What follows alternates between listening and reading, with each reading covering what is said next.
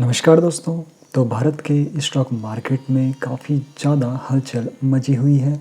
भारत के जो बड़े-बड़े स्टॉक ब्रोकर हैं, उनकी दिल की धड़कन भी काफ़ी ज़्यादा धक-धक कर रही है। तो आखिर भारत के जो ब्रोकर हैं, उनमें शेकअप क्या-क्या हो चल रहा है, वो सब कुछ जानते हैं आज के इस वीडियो में। तो आपको बता दूँ, भारत में मात्र 1 महीने के अंदर टॉप डिस्काउंट जो ब्रोकर कंपनियां हैं, उन्होंने लगभग 7 लाख जो अपने यूज़र हैं, जो कि उनके ग्राहक हैं, वो खो दिए हैं। और ये काफ़ी बड़ी यहाँ पर बात रही है उन डिस्काउंट ब्रोकर के लिए।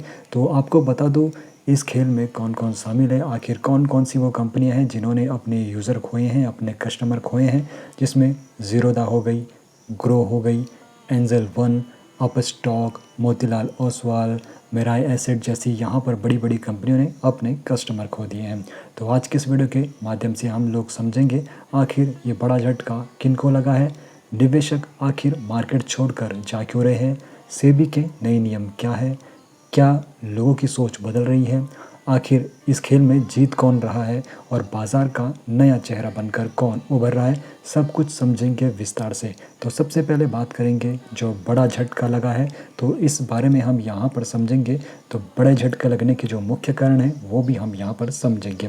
तो आपको बता दूँ, मात्र 1 महीने में तो 7 लाख यूज़र मार्केट छोड़ के गए हैं, लेकिन आपको बता दूँ, भारत में 2025 में मात्र 6 महीने के अंदर ही 20 लाख निवेशकों ने मार्केट को अलविदा कह दिया। और ये काफ़ी बड़ा नंबर है।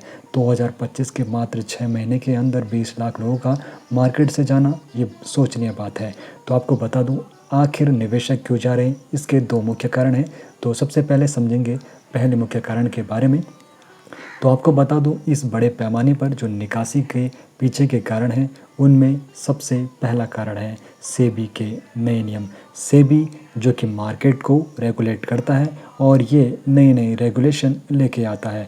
तो फ्यूचर एंड ऑप्शन ट्रेडिंग पर लगाम से भी यहाँ पर जो इन्वेस्टर है वो गए हैं। तो सबसे पहले समझते हैं फ्यूचर एंड ऑप्शन के बारे में। तो future and option derivative contract है जो भविष्य की कीमत पर दांव लगाने की अनुमति देता है, जिसमें हाई रिस्क होता है तो हाई रिवॉर्ड भी होता है। तो रिटेलर यहाँ पे इन्वेस्टर होते थे, वो फ्यूचर एंड ऑप्शन के जरिए यहाँ पर कमाई करते थे। और अब सेबी का जो यहाँ पर फ्यूचर एंड ऑप्शन को लेकर क्रैकडाउन हुआ है, जिसमें मार्जिन को बढ़ाया गया है और एक्सपायरी कम की गई है, साथ ही साथ पूंजी की सीमाएं भी बढ़ी है और टैक्स में भी वृद्धि हुई है, जिसकी वजह से जो फ्यूचर एंड ऑप्शन वाले रिटेल इन्वेस्टर थे, उन्होंने अब यहाँ से जाने का मन बना दिया है, जिसकी वजह से लाखों इन्वेस्टर यहाँ से निकल चुके हैं। और दूसरा जो मुख्य कारण है, अब सोच बदल रही है। अब निवेशकों का जो नज़रिया है वो बदल रहा है।